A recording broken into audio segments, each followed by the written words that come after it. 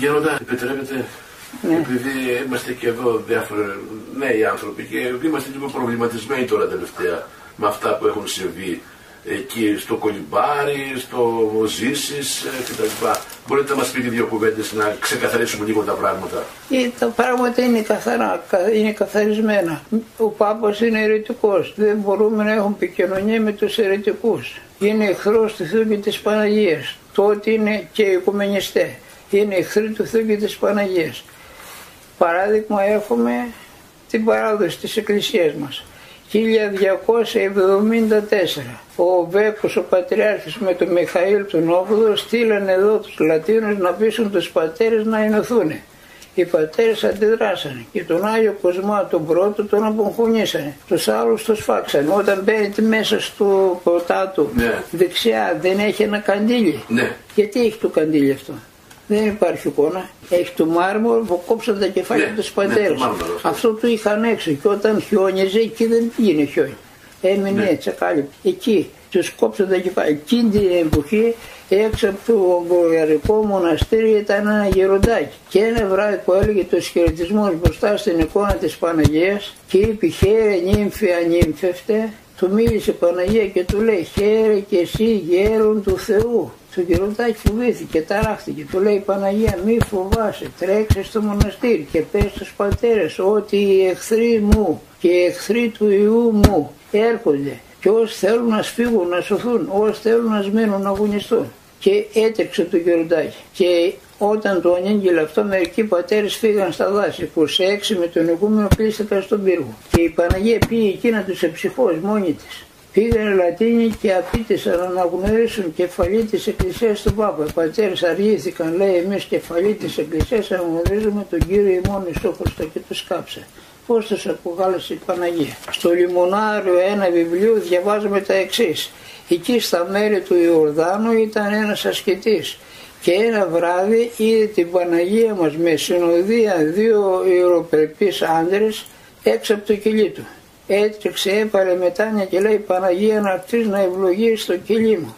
Του λέει Παναγία δεν έρχομαι γιατί έχεις μέσα τον εχθρό μου. Και έφυγε. Δεν είχε κανέναν μέσα και δεν μπορούσε να καταλάβει τι ήταν αυτό που είπε η Παναγία. Είχε δανειστεί ένα βιβλίο από ένα γειτονά του και όταν το τελείωσε και το διάβασε στο τέλος είχε δύο λόγους των ιστορίων κατά της Παναγία μας που την αποκαλούσε Χριστοτόκο και Ανθρωποτόκο και όχι Θεοτόκο. Και αυτό ήταν που η Παναγία μας δεν πήγε μέσα, έχει τον εχθρό μου.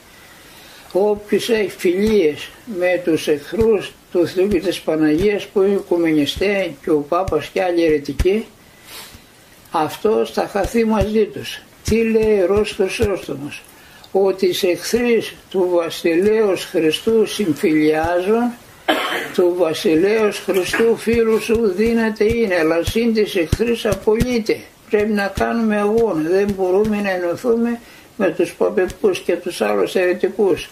Άμα αυτοί πιστέψουν ότι πιστέψει η Εκκλησία των 7 Οικουμενικών Συνόδων και αρνηθούν τις αιρέσεις τους, θα ενωθούμε με τα χαράς. Ναι, τώρα κάτι άλλο. Αυτός ο αρχηγός της Εκκλησίας που έχουμε πάνω εκεί στον Κωνσταντινούπολη, ο Βαρθολομαίος. Ναι. Αυτό τι πρέπει να κάνει? Υπάρχει μια κίνηση εδώ μέσα. Έχουμε ακούσει ότι υπάρχει μια κίνηση κάποιων παραδοσιακών μοναχών, πατερικών, που δεν θέλουν αυτόν τον άνθρωπο να τον μνημονεύουν. Τι είναι σωστά? Ναι, και βέβαια. Αυτό του λένε οι κανόνες. Ναι, δηλαδή.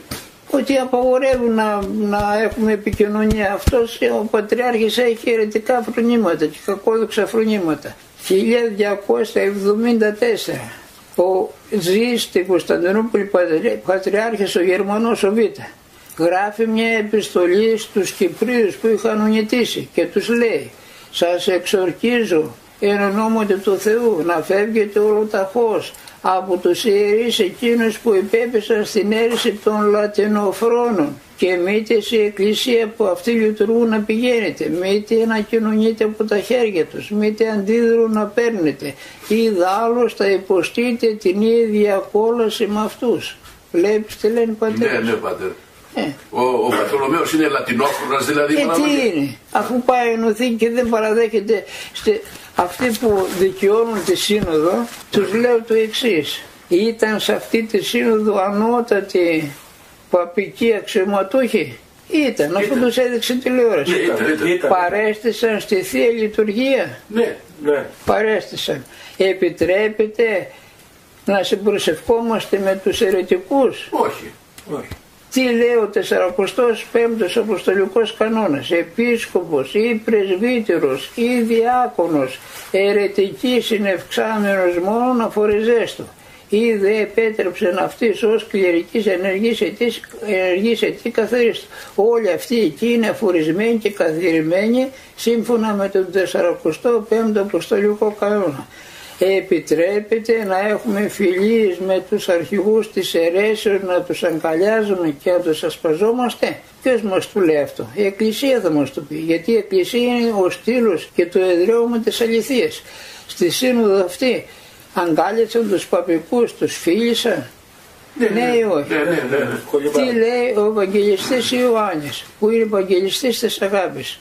Ή της έρχεται προς εμάς και ταύτην την διδαχήνου φέρει, χέριν αυτό μη λέγεται και ησικέν αυτό μη λαμβάνεται, ουγάρ λέγειν αυτό χέρι κοινωνεί της έργης αυτού της πονηρής.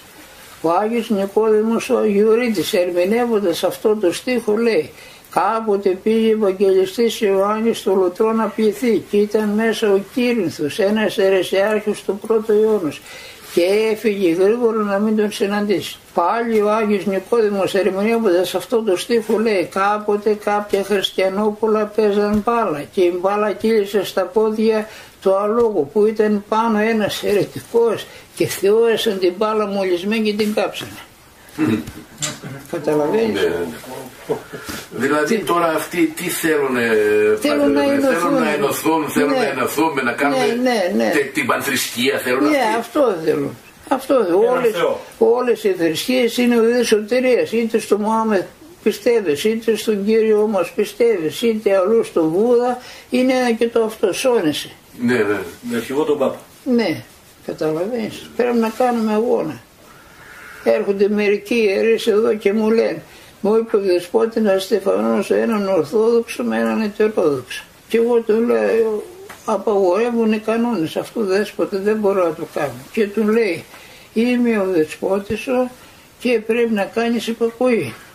Και αναφέρει αυτό του Αποστόλου Παύλου: πείθεστε τις ηγουμένες ημών και υπήκητε. Πώς ο Ιερός Χρυσόστομος ερμηνεύει αυτό το πείθεστε τις ηγουμένες ημών και υπήκητε? Ρωτάει ο Άγιος Χρυσόστομος: είμαι πονηρός ή ο ηγούμενος και ου πειθόμεθα? Και ρωτάει και παροτρύνει ως εξής: πονηρός πώς λέγεις? Ή μεν πίστεως ένεκεν, φεύγει αυτόν και παρέτησε, μη μόνον άνθρωπος αλλά καν άγγελος εξ ουρανού κατεών. Όχι μόνο δεσπότες να είναι και πατριάρχες, και άγγελος να είναι. Τι γράφει ο Απόστολος Παύλος στους Γαλάτας?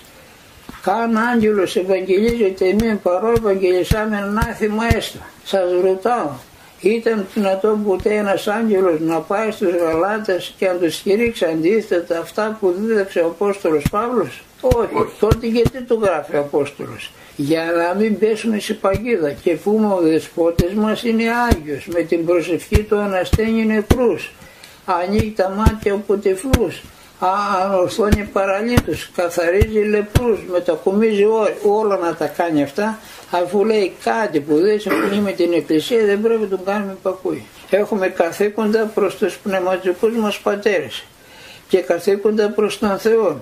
Τα καθήκοντα προς τον Θεό είναι υπέρτερα των καθηκόντων προς τους πνευματικούς μας πατέρες. Αν ένα καθήκον προς τους πνευματικούς μας πατέρες συγκρούεται με το καθήκον προς τον Θεό, πάβει να εστί ή καταργείται.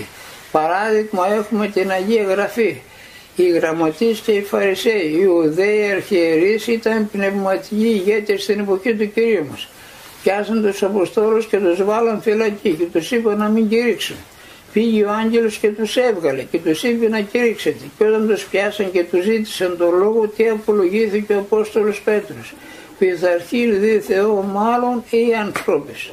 Πώς θα κάνουμε υπακούες στον Πατριάρχη, σε έναν επίσκοπο όταν λέει κάτι που δεν συμφωνεί με την Εκκλησία? Και ένα ακόμα και τελείωσα γιατί είμαι άρρωστος, δεν μπορώ. Αν ένας Πατριάρχης είναι αυτός αρχιεπίσκοπος είναι, επίσκοπος είναι, ούτε και να είναι, δεν σέβεται τους αποστολικούς κανόνες, δεν σέβεται τους κανόνες των οικουμενικών και τοπικών συνόδων, δεν παραδέχεται αυτά που δίδαξαν οι πατέρες μας, αυτός δεν είναι επιμένας. Τι είναι? Μας το λέει ένας μεγάλος πατέρας της Εκκλησίας μας το πρώτο αιώνα. Πάσου λέγουν παρά τα διατεταγμένα, καν αξιόπιστος ή, καν νηστεύει, καν προφητεύει, καν παρθενεύει, καν σημεία ποιεί, λύκος ή φενέστο, εμπροβάτου δωρά, προβάτων φθοράν κατεργαζόμενος, Άγιος Ιγνάτιος ο Θεοβόρος. Τι θέλουμε τώρα πω, υπάρχει κάτι πιο ξεκάθαρο από αυτό? Αυτή είναι αλήθεια. Όταν παραποιώ την αλήθεια και λέω ότι η σύνοδος αυτή δεν έγινε τίποτε και αθωώνω, λοιπόν θα ισχύσουν για μένα τα εξής. Θα ισχύσουν τα φοβερά που είπε ο προφήτης Ισαΐας. Οι λέγοντες του πονηρών καλών και το καλών πονηρών. Οι τηθέντες το φως σκότος και το σκότος φως. Θα ισχύσουν για μένα αυτά τα φοβερά λόγια που είπε ο Απόστολος Παύλος στην Κύπρο, στην Ίσο Πάφο, στο μάγο τον Ελίμα. Όταν κατηχούσε τον Ανθίπατο Σέργιο, επενέβη ο μάγος και διέστρεβε την αλήθεια. Και τι του είπε ο Απόστολος Παύλος? Φοβερά λόγια. Δεν τα είπε ο Απόστολος επειδή θύχτηκε ο εγωισμός του, αλλά το Ιερό Κείμενο ρητός λέει πληστής Πνεύματος Αγίου. Ρητά το αναφέρει αυτό. Και τι λέει? Ο πλήρης δόλου και πάσης ραδιοργίας του μάγου, ιε διαβόλου, ου πάυσε διαστρέφουν τα οδούς Κυρίου τα ευθείας. Όταν διαστρέφουν την αλήθεια και λέει ο σύνοδος δεν είναι τίποτε, ενώ αυτοί προσευχήθηκαν και υπάρχουν κανόνες που απαγορεύουν τις προσευχές, πού είναι? Τελειώσαμε αυτό τώρα.